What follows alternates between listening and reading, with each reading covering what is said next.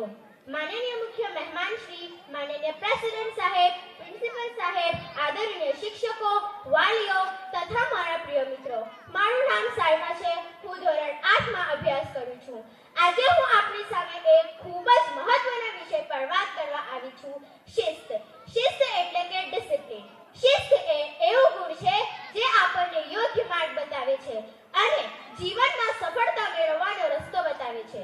શિસ્તનો અર્થ માત્ર નિયમોનું પાલન કરવું નહીં, પરંતુ પોતાને નિયંત્રિત રાખવું, નિયમિત અભ્યાસ કરવો અને સ્વચ્છતા રાખવી, આ બધું શિસ્તના ઉત્તમ ઉદાહરણો છે। વિદ્યાર્થી જીવનમાં શિસ્ત ખૂબ જ મહત્વનું છે। જે વિદ્યાર્થી શિસ્તબદ્ધ હોય છે તે પોતાના લક્ષ્ય પર ધ્યાન કેન્દ્રિત કરે છે અને આળસ તથા ખરાબ આદતોથી દૂર રહે છે। આવી જ શિસ્ત તેને ભવિષ્યમાં સફળ બનાવે છે। શિસ્ત માત્ર વ્યક્તિને નહીં પરંતુ સમગ્ર દેશને મજબૂત બનાવે છે।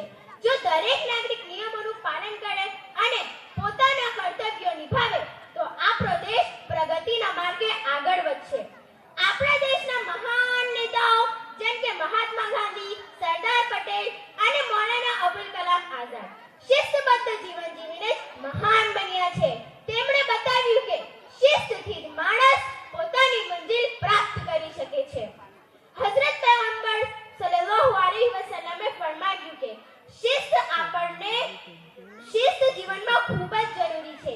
જ્યારે છીંક આવે ત્યારે મોં પર હાથ યા કપડું મૂકી દેવું અને છીંકની આવાજને દબાવી લેવી। જ્યારે રસ્તા પર ચાલે ત્યારે રસ્તાની એક તરફ ચાલવું અને જ્યારે મજલિસમાં દાખલ થાય ત્યારે ગરદન ફલાંગીના આવાજથી સખ્તીથી રોકતા। ચાલો આજે આપણે સૌ સંકલ્પ લઈએ કે